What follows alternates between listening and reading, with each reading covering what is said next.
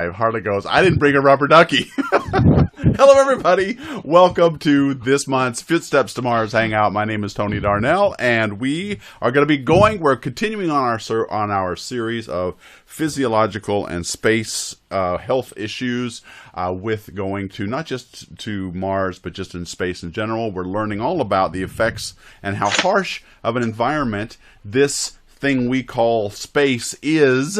And we're learning it's actually, there's a lot of problems with going to space. But with me, I have people who literally have written the book on this topic, and this is the textbook on this topic.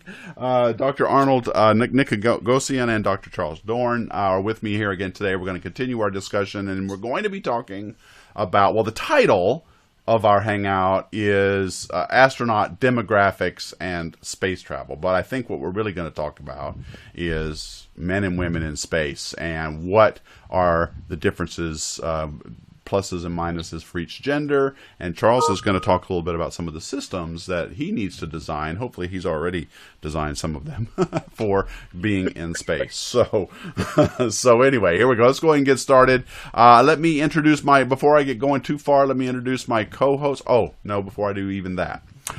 We're streaming, and we hope you like streaming too. We're going to be streaming on 3 places: YouTube, Facebook, and Twitch. I have the live chats open on 2 of those 3 things, and I have a window for Facebook open as well. I'm already seeing a lot of our regulars here chatting and moderating away. By the way, I want to thank you guys yesterday. You saved me a lot from the flat earth attack of 2017. So thank you guys for saving us from that, particularly John Suffel et al. So thank you guys for moderating.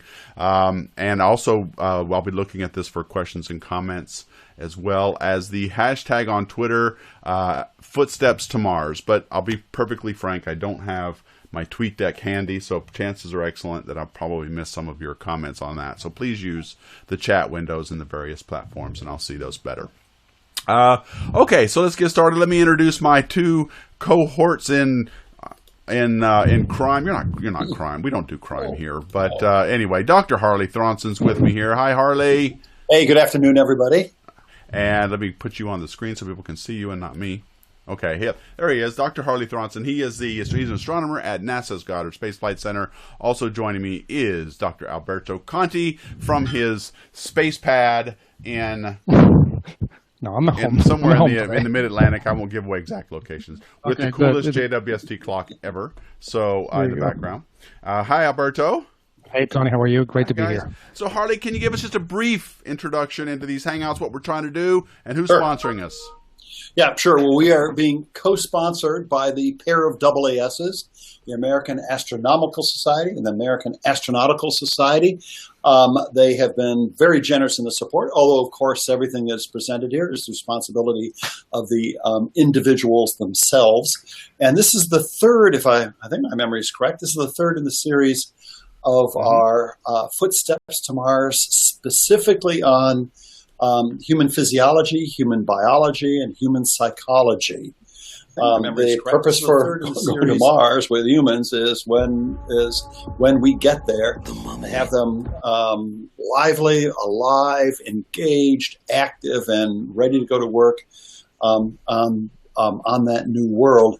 And it is a challenge to keep our astronauts alive and healthy in space. So we've had a pair of experts. We've got them back again, talking on various aspects of keeping astronauts functioning well in space. Okay, very good. So, let me introduce my guest then. Joining me is Dr. Arnauld Nicogossian. He's from George Mason University. Hi, Arnold. Welcome back. Well, thank you. Are you going to introduce Chuck also? Let me go ahead and do that while I'm at it. And Dr. Chuck Doarn, also at the University of Cincinnati. Thank you for guiding me in my tasks here. Also joining us. Welcome, Chuck. It's good to see you back. Thank you. Okay, good. So I have a question for you guys. What is the deal with this textbook? How long this must have been a long time in the making, and are there university courses now in this topic? Yes. Go ahead, Chuck. Well, actually, there's a couple of different training programs in the United States for physicians in the area of aerospace medicine. One, the two academic centers, Wright State University and the University of Texas Medical Branch, have aerospace medicine residency programs. Physicians enter those training programs and learn all about both aviation and space flight. And of course, in the military, there's the U.S. Navy and the U.S. Air Force, both having training programs where you get a master's in public health or a master of science degree. And that then you can then sit for boards and become board certified in aerospace medicine. So the textbook is going to be used, because it just came out here in January, will be used in the coming school year. But also there are different courses around the country where this book is actually being used or will be used again when the new course offerings occur, either in the fall or in the spring semester at a number of different universities. Awesome. So is this pretty much a new course offering in general, though, for universities, or is it a pretty old class? Well, aerospace medicine training has been around since the 40s, both initially at Harvard, then at Ohio State, Wright State, and of course UTMB. And the Air Force and the Navy have been doing this. Again, the Air Force has been doing it for a number of years. And in fact, the concept of aerospace medicine will celebrate its 100th anniversary in January with the U.S. Air Force School of Aerospace Medicine. So it's not something new, but I think individual courses, there's a growing interest, I think, in the area of space medicine, specifically space medicine, not aerospace medicine. So you'll find courses. There's one course at George Washington as an example. I know the Mayo Clinic has a course. There's one at Yale. So there's a lot of growing interest in courses, but there's only a few programs that actually offer a degree. Okay. So, can I add a couple of things? You may go ahead. Go ahead, Arnauld. Yeah, board certification. There's a board certification for aerospace medicine, and people get certified for it, and they come from in the civilian program. There are military programs also. For example, in Russia, there are several programs where people come from the military medical schools, and then they become, flight surgeons and work at different centers. There is in Japan, I believe there is one in Italy or ESA in Italy, and there is one in China also from the military group.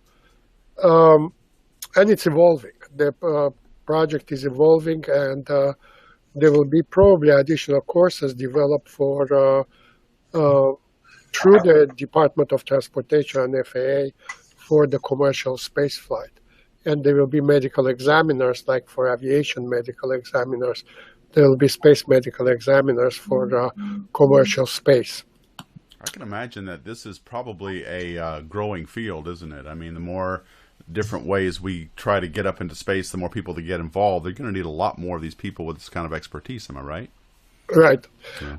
The book, just to provide you a disclaimer, it was done by a lot of, has been done, it's the 4th edition, has been done primarily by current or former civil servants. We don't get any royalties on the book. We just get free books. Which, NASA, believe it or not, is a big thing. These things are not cheap. Well, we can offer you guys free books. Which they did. But it's according to NASA ethics and the way we signed the agreement.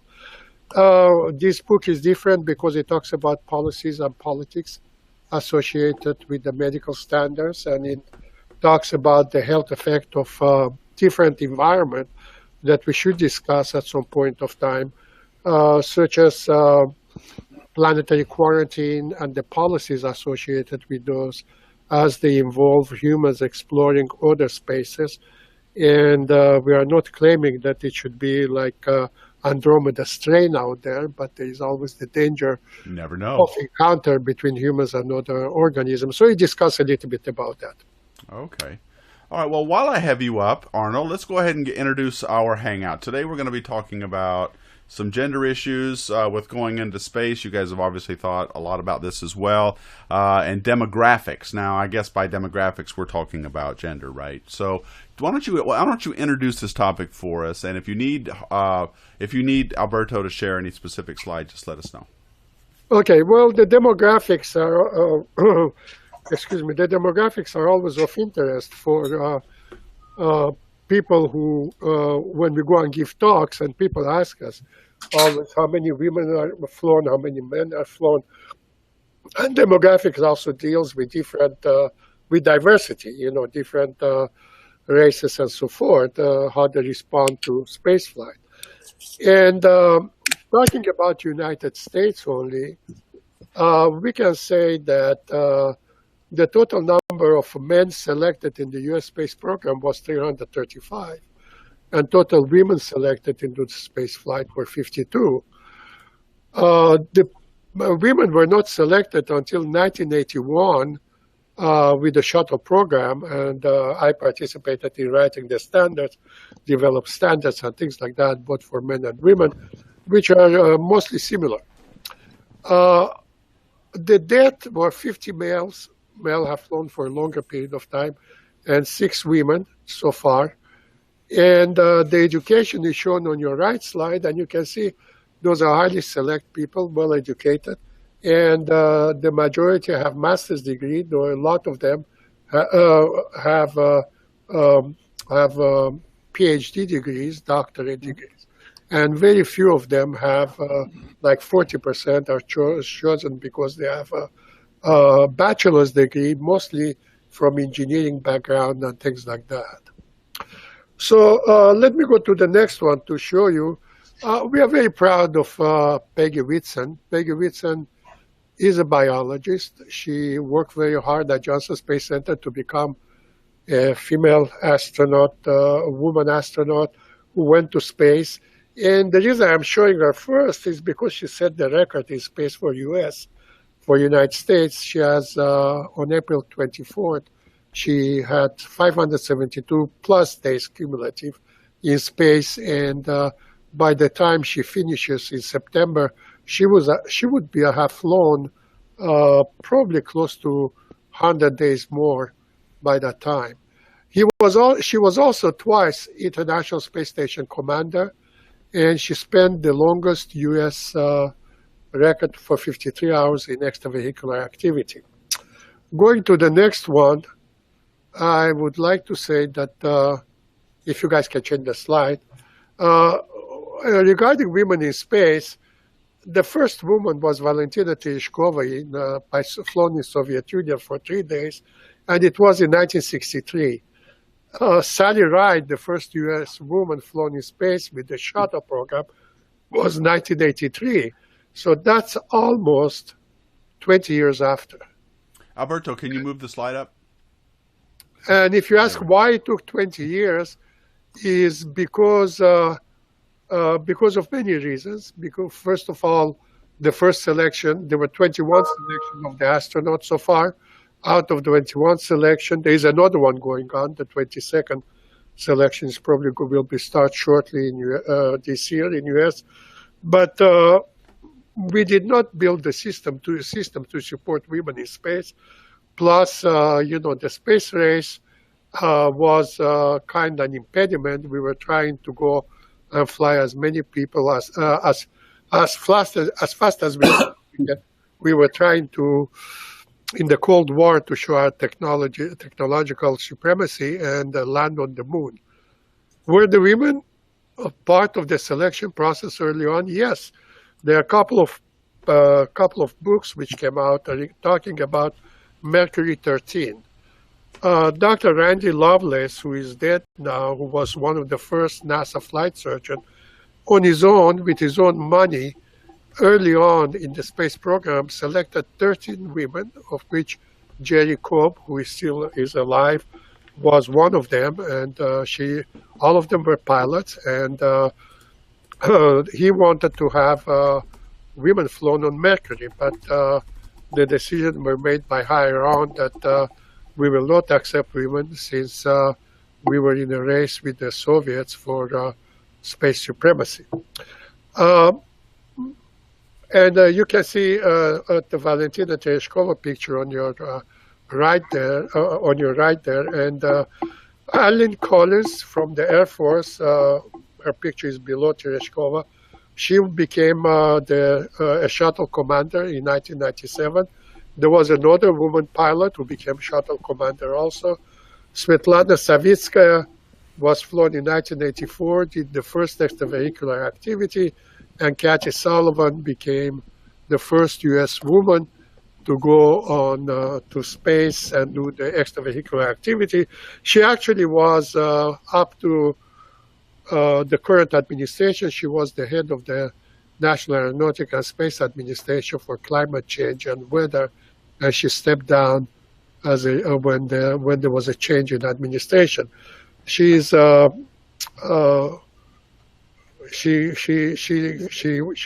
really the reason it took a while to do extravehicular activities for women because we didn't have a proper suit fit for women, spacesuit. Okay. Really? Yes. Okay. Wow. Would I lie to you, sir? You would not, Arnold. That's No, you would true. not, but that's very interesting. But I mean, Well, okay, you always learn something. So, what are the? We always next one. People always ask, "What?" wait, can I ask you before you move on? Can I ask you a question actually on this? So maybe we're gonna go into this later, but I mean, the reason why we didn't have suits for women was because of the physiological differences. Was there anything else? Well, it's anthropometry. No, it's anthropometry primarily, and the U.S. suit, the way it's evolved, did not accommodate smaller people. Oh, I see. And the shuttle, okay. when the shuttle came, we start to accommodate a much wider range of people who were anthropometrically developed. With different anthropometry, men and women, that's what it called for. And the standards were relaxed, and the design was relaxed to accommodate different sizes and shapes. So the suits were basically too big for women. Whatever it was, small or big. Okay. Yeah, we're going to get to that. I'm going to have Chuck talk a so- little bit more about this later on. So, yeah. Okay. So we need to understand, it's a little bit digressing from space. We need to understand on Earth what, women and men respond differently to stress and to diseases.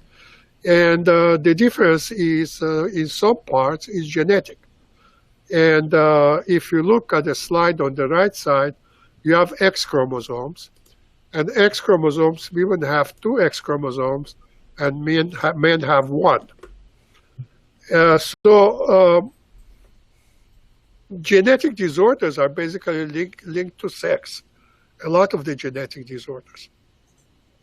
Both sexes have 2 functional copies, pseudo-autosomal, that's what we call, at the end of each chromosome for developmental purposes, okay? And the X chromosome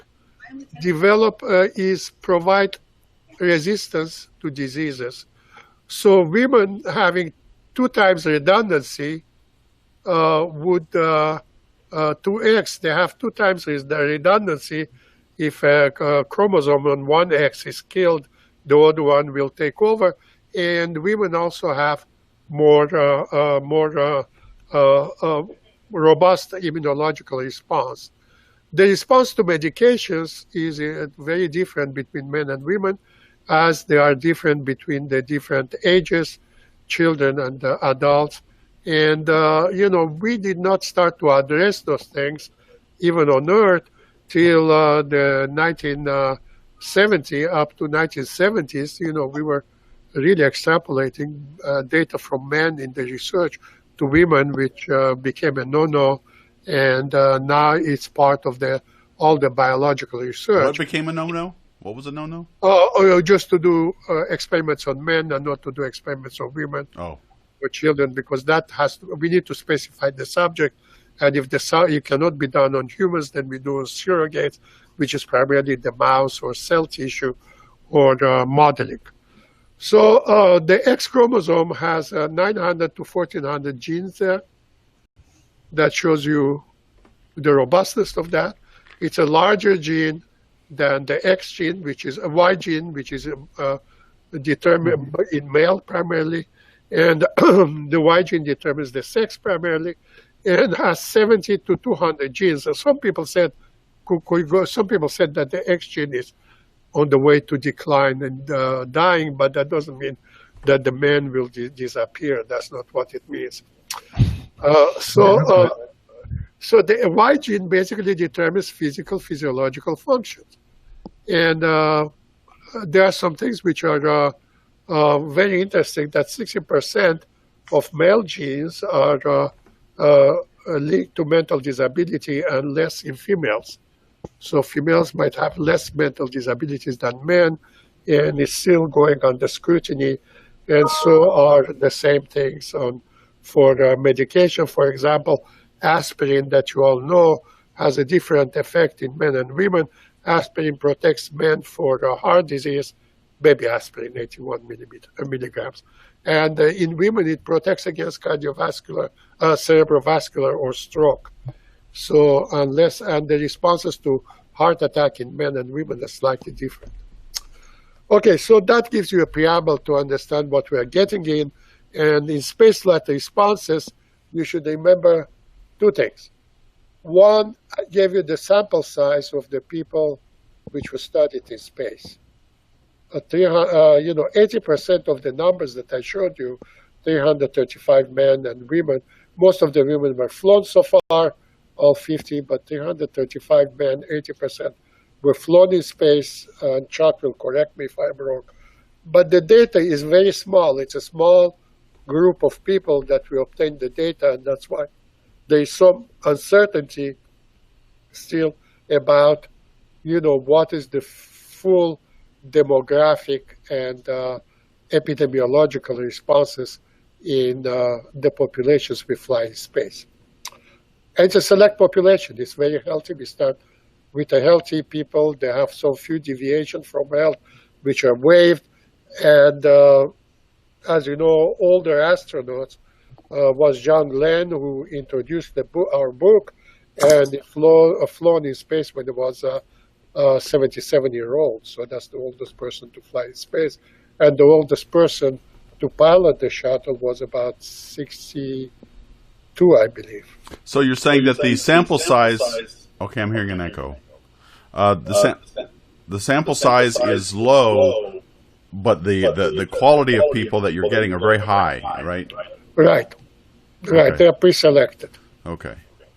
Okay, and also one of the problems that we have when we talk about all those things, responses to spaceflight, they're limited by controlling the variables, and the variables, the astronauts are selected not by the principal investigator, they are selected by NASA, and the principal investigator have to work around that, and the environment in space is not always controlled, and each spacecraft is different as we've flown, and that leads to adjustment for different missions. So what are the things that we know for sure? Men are less prone to orthostatic intolerance post-flight. They are more likely to faint because of the way the heart system works, heart and blood pressure system work. And women are more prone to orthostatic intolerance, drop in blood pressure, and increased heart rate because the two systems, sympathetic and parasympathetic in the body, the central nervous system, work differently in men and women. But they respond to therapy. Doesn't mean that everybody will come back faints. They respond to therapy. They respond to anti-gravity suits. That's why we use anti-gravity suits or return. And if they take a little bit easy before they get out, everything is restored basically well. Urinary tract infection is less common in men, more common in women, though there are very few of those which happen. And the same thing is right on Earth. It's a matter of plumbing. The men, and that's very interesting, on Earth, visual changes that we observed in men astronauts usually seen more in women on Earth. In space, and more in men. And women are less prone in space to develop visual changes. And the current thinking is the inherent error of metabolism of vitamin B12. Okay, you got a lot of letters in here. Can you explain what they are? What's OI? What's UTI? What's VIIP?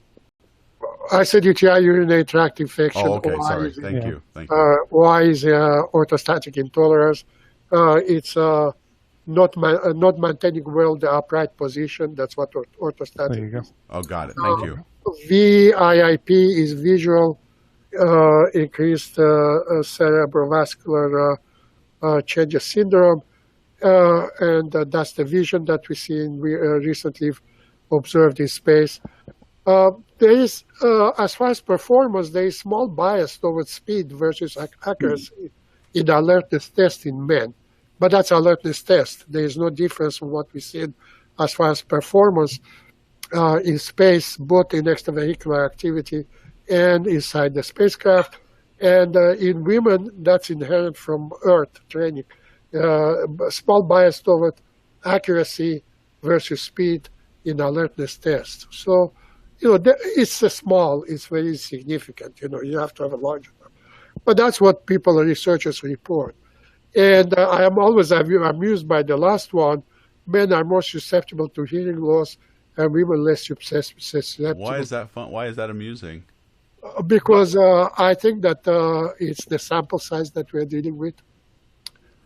And men, it includes the original astronauts who've flown before the shuttle missions, because they have logged exceedingly large number of hours in propeller airplanes. Okay. So, we don't know. But that's what the researchers claim, and I will be maybe, Tony, not amused, but more cautious about advancing this. Okay. All right. So all in all, I showed you that really men and women are doing well in space. They are able to return. They have good support.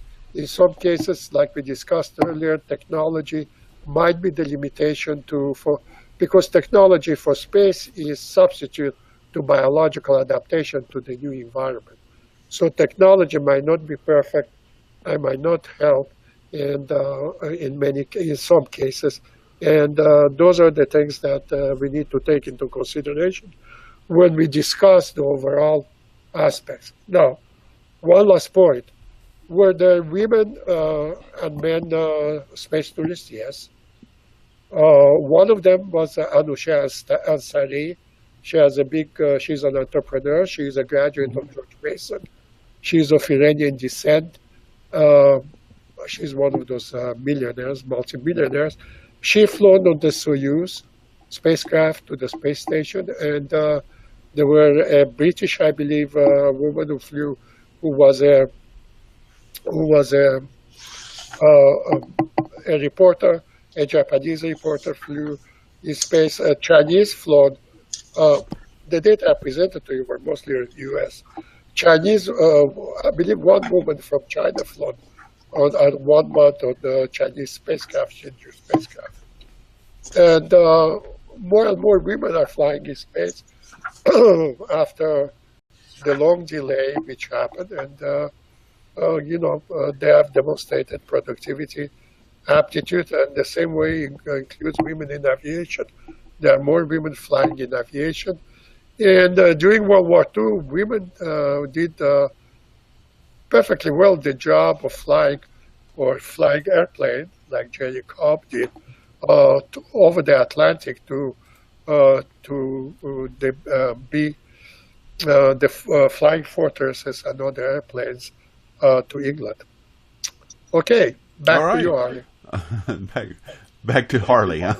No, back to me. It's me. Okay. Okay, thank you very. So, a couple things. I just want to say, you guys are reporting some problems with the YouTube stream. I'm getting errors on my streaming console here too, that the bit rate is low, but however my streaming rate has stayed the same. So if it's cutting out on YouTube, Twitch is not reporting those errors, so I would go over there and watch it on Twitch. But thanks for letting me know.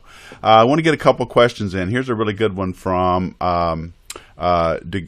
oh my goodness, DeGabriel, I can't do it. Asking, what's the influence of hormones? I heard that male astronauts are better protected to bone loss because of higher testosterone levels. If so, how come? Okay, well, males start with a larger bone mass and a larger muscle mass.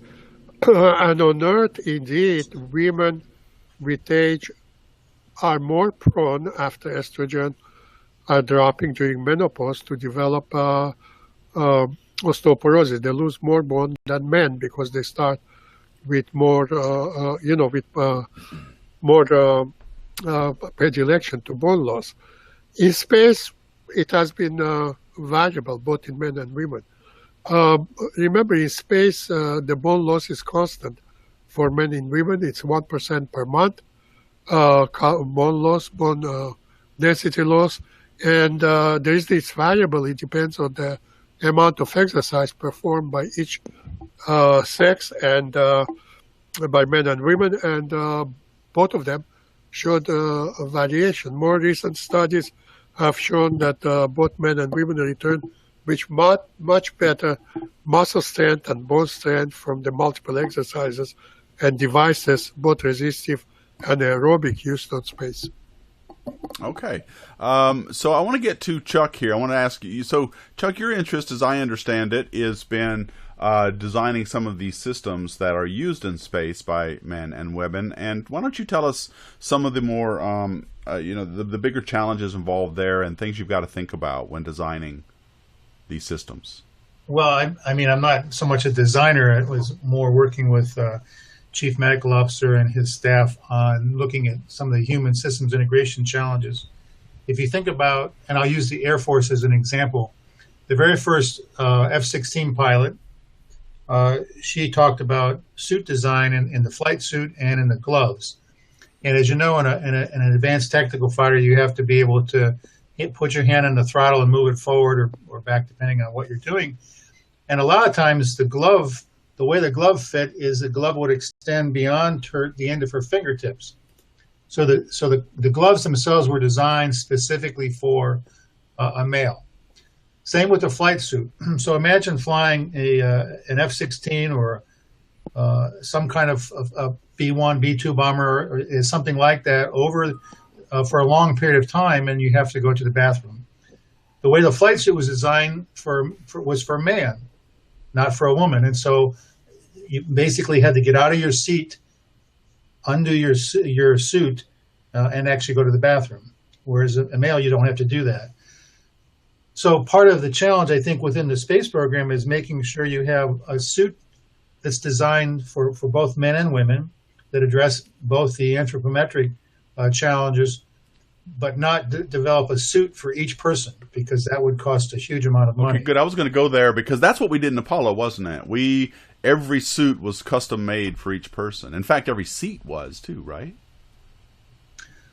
I'm not entirely sure if every seat was. I thought all the seats were designed. Okay, maybe I'm thinking of Mercury. Maybe it was Mercury. No, you're correct. Excuse me, can I interject? You are right. The seats are especially in Russian program, the seats are generic, and the lining for the seat in the Russian Soyuz up to now are individually tailored to the crew member. Maybe that's what you were thinking about. That's what I was thinking of, because of the acceleration forces upon return. Without that, people won't be able to tolerate the acceleration forces or deceleration forces upon return. Okay.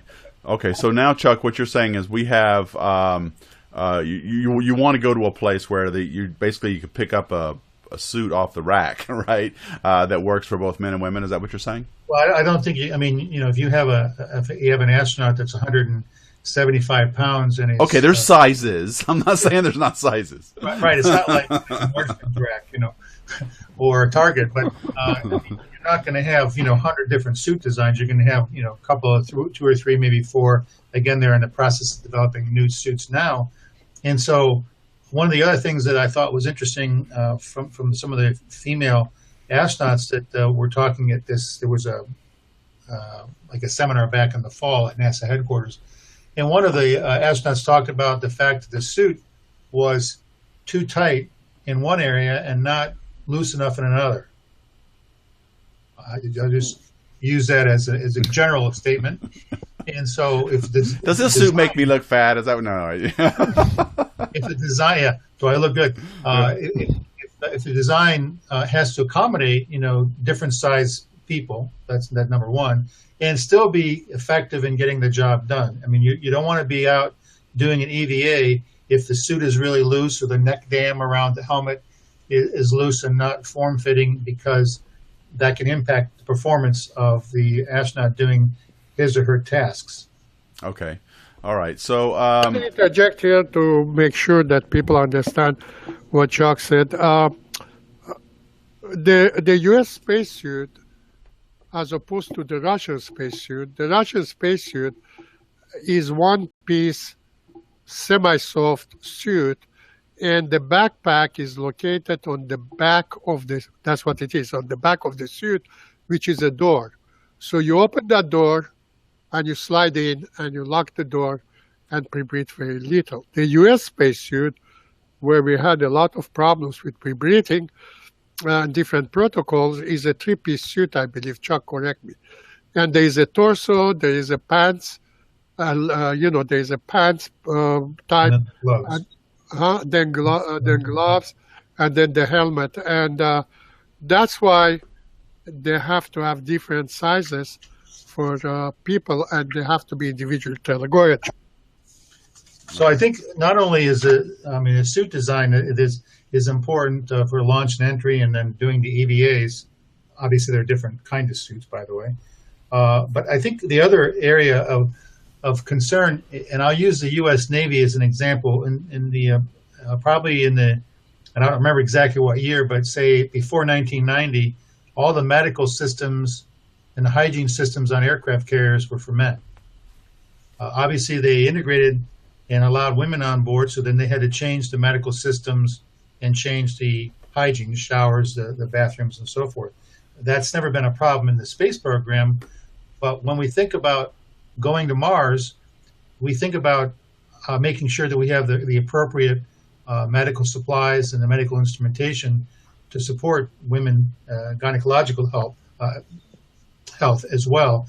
So you have to make sure you redesign the medical kits and have the appropriate room for all those systems, even though, as we understand it, the amount of space for medical support systems is always challenging. And so we always have to make it, we have to be concerned with volume and of course, the size and so forth of the different devices. So that's another area we have to be very concerned about, is the medical systems. And then the third one is the actual development of the training program for doing the exercise countermeasures and then the hygiene. So you obviously have hygiene challenges that you might not have if it's an all-male crew or an all-female crew. So you've got to balance those things out and make sure you have the right systems designed for those as well. Okay. I'm going to get out a couple of comments and questions here, and then I got a question for you. Swiss Milk, is Tony drinking a jar of pickled onions? No, I am in the South, and this is my Hubble Space Telescope iced tea glass. This is iced tea, and that's what I'm drinking. So no, it's not pickled onions. And John Supple's like, pickled onions. No. Okay, so ADW, I've seen a lot of Z2 pressure suits, fine-looking suits. I thought they looked a little goofy in the 3D renderings, but the real ones are beautiful. Do you guys know about those? Z2 pressure suits? You broke up. I broke up? Yeah. Oh. Yep. So the question was, what is it, Z2 pressure suits. Have you talking about the blue ones? I don't know. I think so. What do you think of those? I honestly don't know enough about them. I've seen them, and I've seen a couple of different presentations on the new suits. I don't know that they've been fully tested, and they're not available, of course, yet, but I know that they continue working. The challenge has always been on the size, and then the thickness and the layers. And the suits on the shuttle and the suits used on the moon were very, very thick in the different layers. But I think the new suit, they're trying to get to make it more comfortable and more not as bulky and not as heavy. Okay. And capital H is... I believe the blue suit that the person is referring to is the suit which was the private sector who tries to send people to space have been going to designers to design special designers. Well, you gotta look good, don't you? Don't you? What? I know. You I gotta, know. You gotta look good. Yeah, I think Valentina could design a nice suit. Okay, so capital H has got a good question. What were the height, weight, min-max tolerances on the first spacesuits? And even, I guess, wants to specify pounds and feet in units. Could the right size and weight woman have potentially used the original spacesuit? And what changed in the next-gen suits? Anybody? What were the tolerances on the first spacesuits? As far as I don't have those handy. okay. Well, the pressure inside the suit could go up to 5 psi, but was dropped to 3.5 psi, which is 1/3 atmosphere, I believe, because we were flying at 100% oxygen at that time. Remember, the Apollo program up to the shuttle did not have 2 pressure atmosphere. That's another interesting thing. And in order to prevent oxygen toxicity at 1 atmosphere, it would have been, we went to a lower pressure, and that simplified the technology for life support when we were in a hurry to get to the moon. So the previous spacecraft, except the Skylab, first U.S. space station, was purely oxygen at 5 psi, and 3.5 was the maximum pressure of the spacesuit that we used on the moon, which was quite bulky and that was meant for the men, and there were no women at that time selected that the suit had to be adjusted to.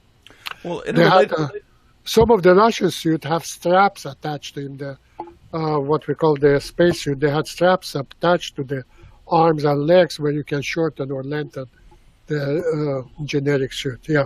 And the related question to what she was asked, or capital H was asking about, could the right-sized woman have used one of the early suits? You mentioned earlier in the hangout that the space race kind of hurt our getting women in space. Was that just because they needed to expedite this stuff and just get it to fit men and not worry about the gender issues? Is that why it hurt getting them up sooner? Probably. But remember, the directive which came from President Eisenhower was test pilots. Oh, that's right. That's right. I saw the right stuff too. Yeah. Right. And the Russians did not fly the first woman in space, Tereshkova, till whatever it was, till way out, and it was only for 3 days, and they stopped flying women. It was kind of the Soviets. It was kind of whatever it was, a PR stunt, if you wish. Don't want to use bad words, but they did not fly another woman for a long time also. Okay. Till 1983. Andres Romero is commenting, Chris Hadfield made a spacewalk temporarily blind because of a tear in his eye. He explained that it was not a big deal because they had practiced before without sight. So that's what training is all about, I think. So good comment. Andrew,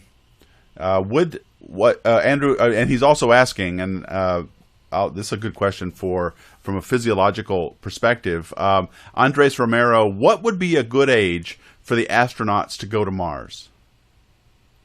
Based on everything you've learned so far, in men and women, what would be not only the best age for the astronauts, but what would be a good mix for a crew?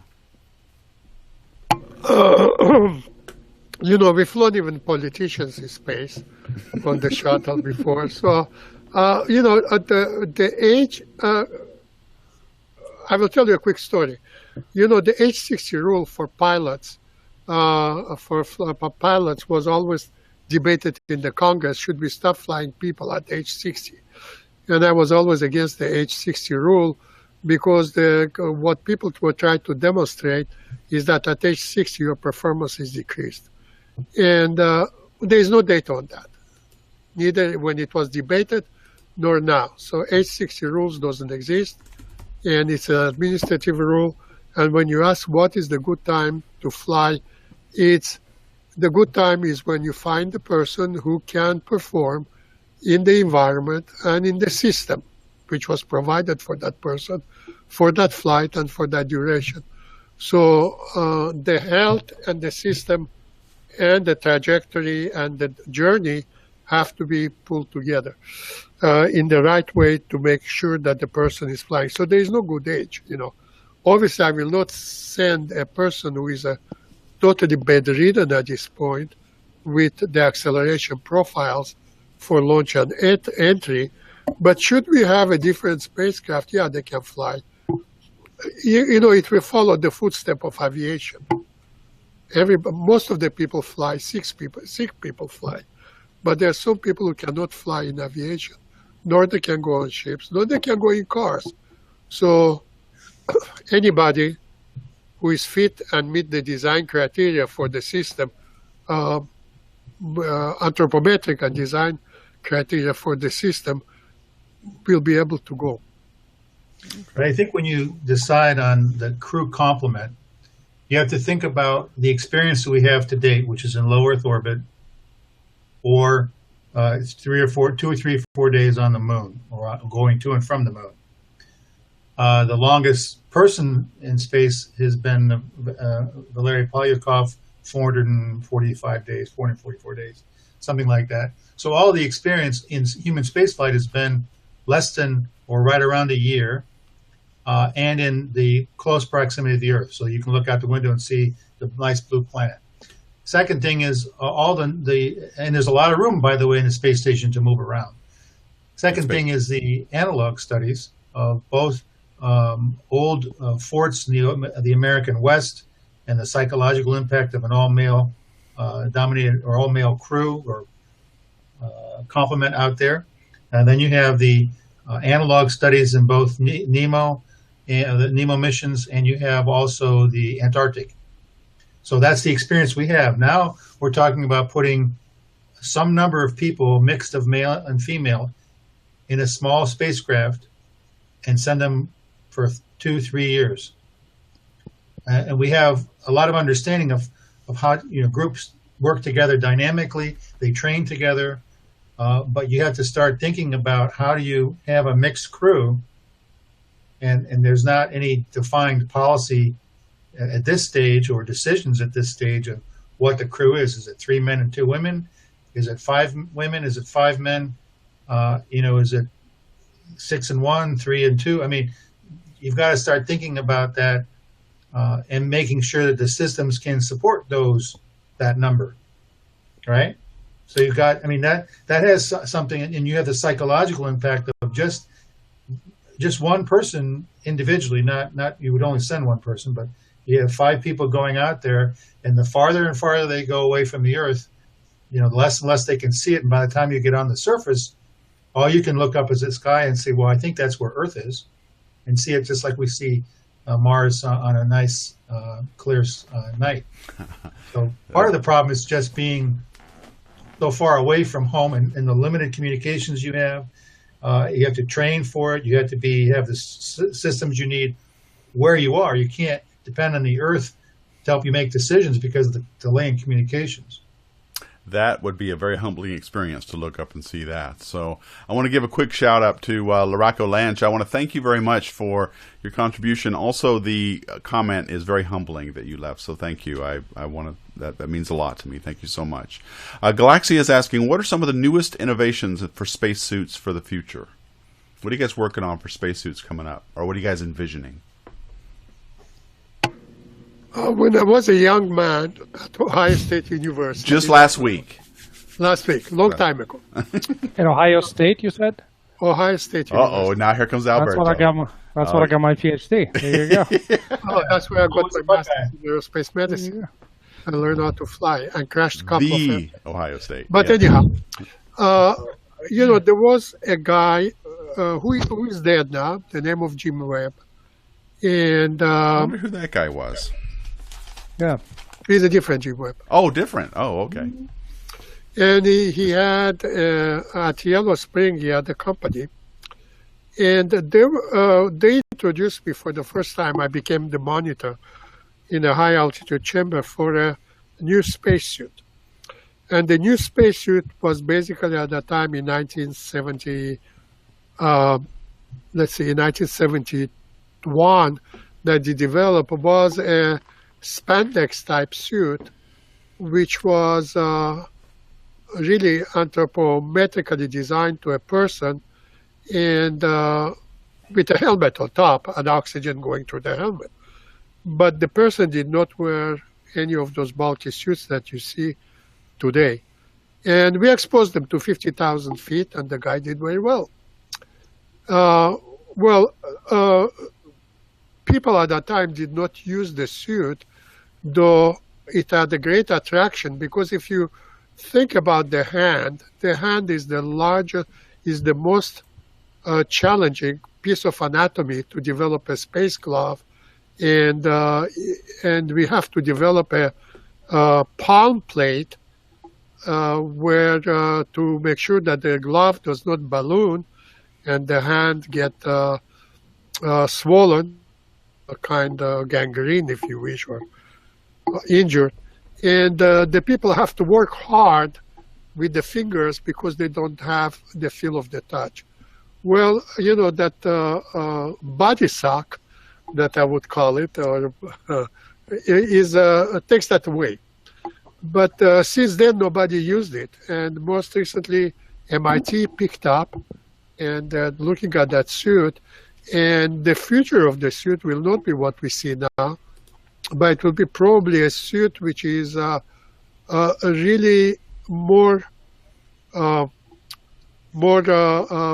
built toward the body, with extendable that is molded to the body, and without need to liquid cool or whatever, with the coverall, and it will be a very elegant and very nice suit, very anthropometric. With the current materials which exist, we can produce a very spectacular suit in the future, and that's what I think people are looking at this point.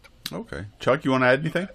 Well, I think the suit, obviously, you know, there's different designs. You can go on the NASA website and look at the different designs that have been looked at. But I think the most important part of any of these designs is to make sure that they protect the human, that the human can do the tasks they are assigned, whether it's the EDA, whether it's the launch and entry suit on coming back into the Earth, landing or landing on another planet, going out and walking around. It has to be. I mean, it can't be so bulky. I mean, you can watch sort of the astronauts on the moon back in the late '60s, early '70s, how they walked around on the moon. I mean, Neil Armstrong and Buzz Aldrin, and those so suits forth. did make them look fat. Yeah, well, I mean, the Michelin Man, right? Right. So part of the They had trouble getting up when they kneeled down. Also, Yeah. It's almost like that little kid in that movie, the Christmas Story, when he falls down. All right, can't get up. So, but I think the material that the suits are going to be developed and used in the future will be materials that don't exist today. You have to be able to monitor, and I know one of the things in the third book, the actual cover of the book has a photograph of an astronaut with a heads-up display, and in that display, it's showing as the chief crew medical officer being able to monitor the other crew members wherever they might be. This is a 1994-1995 time period. And so today, the heads-up displays that the fighter pilots are using in the advanced tactical fighters, you might see something in the heads-up display of the astronaut walking around, being able to access information about what they're looking at geologically, astronomically, or medically. And you might have additional information in that suit that's almost intelligent in itself. That would be so cool. I'd love to see one of those. Yeah, the former NASA administrator, who is also a researcher, engineering researcher, human systems researcher at MIT, has developed already that glove on the principle that I described. Okay. And NASA will adopt it at some point of time. Yeah. All right. Devan Newman. Yeah, Devan Newman. Devan Newman, yeah. Yeah, there's a deputy administrator, former deputy administrator. Chuck Rittersdorf's got a great question, and he's looking a little bit ahead here, I think. But but concerning settlements in space, how about giving birth and baby development in space? Have there been any like animal or mouse experiments, say on the ISS, to study that? Because if we're going to colonize Mars, that would be I guess we maybe have babies in space. But has there been any work on that? I think there has been some small animal like mice work, and some smaller invertebrate animals. But I think and I'm not a physiologist, but I often ask the question, and how much, and this is maybe Arnold can chime in. You have the concept of meiosis and mitosis, and how much does gravity support the whole concept of cell design? So you have the cells that multiply, right? And as they multiply, they sort of come in on each other. We have one ball becomes two balls, and that canal where they connect them is the alimentary canal, goes from your mouth to your anus, and so then the body begins to develop out of those cells. And so if gravity is influencing that in some way, then perhaps humans or advanced mammals may have a challenge. I mean, no, we've not done this, so we don't know. I think that obviously is going to happen. I mean, there's all kinds of systems you have to think about in getting pregnant, carrying to term, actually delivering the baby. A lot of times I always use an image of I don't remember which Star Wars movie it is, but it's one of the robots delivering the twins. I think it's the 6th movie, but the 3rd in the series. The 3rd one. Yeah. So I mean, you actually have a robotic system doing the work. But I think in my mind, I think it may be too early yet to understand that, but I don't know. Arnold, what do you think? I think, well, there were studies done on mice that flown in space, and that was on the shuttle. The studies were inconclusive. There were studies done on fruit flies also. I would like to say that if you find the same changes in humans and different species and in cells, that's how we look at the strength of the evidence that all the same species go the same way. But the fruit flies basically showed some anomalies, development anomalies in the wings, which was mostly related to radiation. So we have not really separated the radiation versus microgravity, and there were not that many studies that we can refer to and understand. The major concern basically for development in space is radiation, basically. Okay. I got a lot of questions, so I want to hurry and get to as many as I can before we run out of time. Susan Hunter is asking, have space suits improved on cleaning astronauts' nausea problems, like special compartments for messes? I think I would need one of those, like a special puke tube or something. Yeah, that's a good question. Excellent question. We had problems when to start extravehicular activities unless there was an emergency. People who fly multiple missions, short duration missions, usually are more resistant to nausea and vomiting. And the symptoms tend to disappear with multiple flights as you go from rookie to veteran. On the shuttle, when there were a short mission, that was a problem, and only those who did not have nausea were targeted to go out early if there was an emergency. Otherwise, you do it after 3 days or 4 days, you do an extravehicular activities. In longer duration spaceflight, there is no urgency to go out. So in short answer, you don't go out if you have motion sickness, and you wait it out till you adapt to go out. Good. Okay. Cosmic Stardust has a good question. There is also you should be aware, there is a water pouch to sip of water, and there is also a food bar that you can bite on if you're going to go more than 8 hours, or if you go long duration extravehicular activity.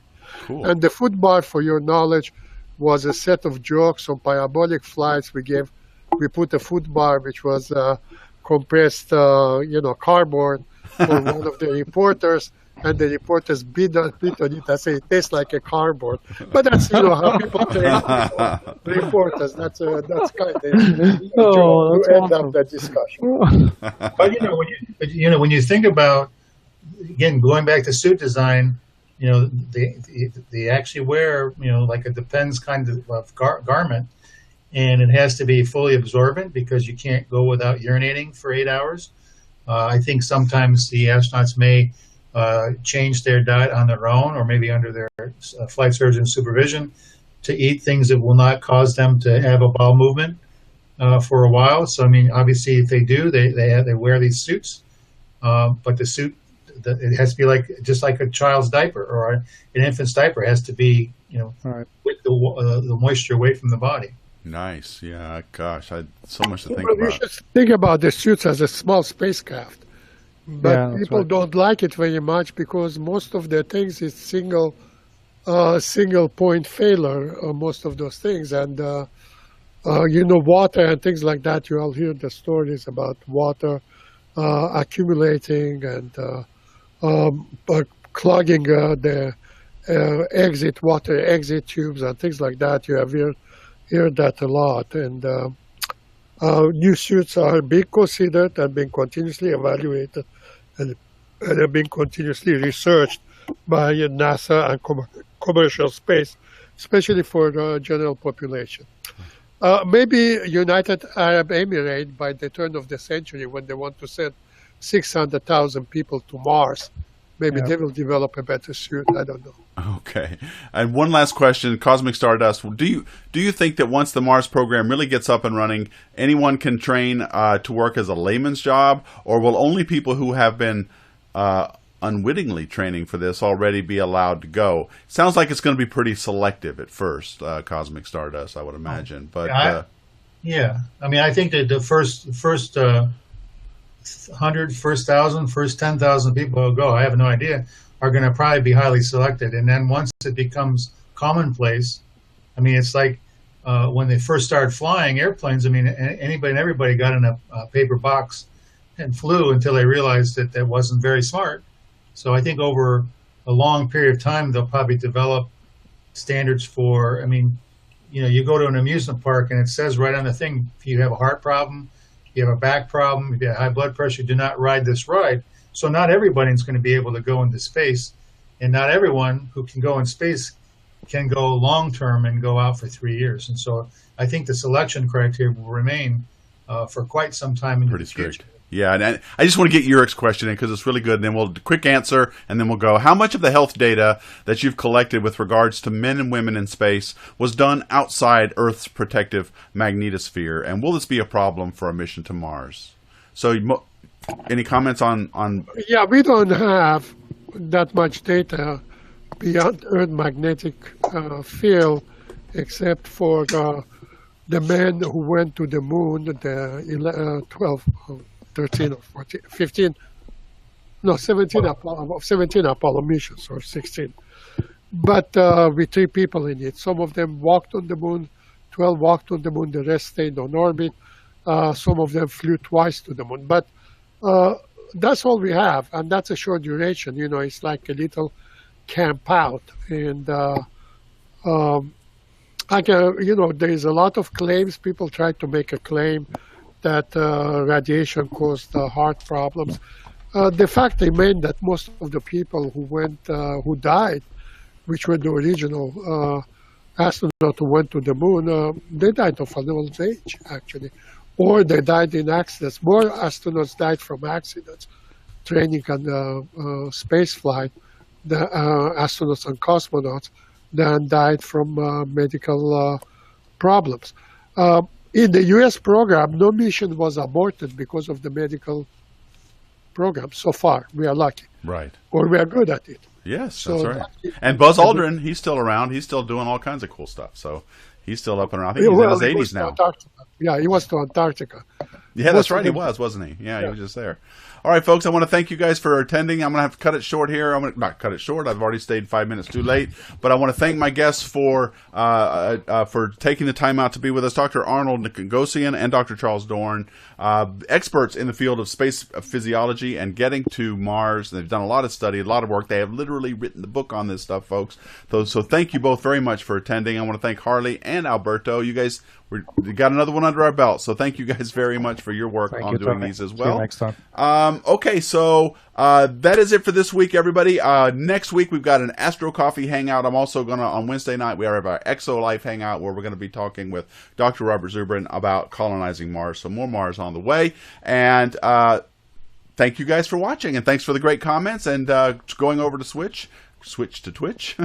And that's it for this week, right? So thank you all for watching. And as always, keep looking up. Thank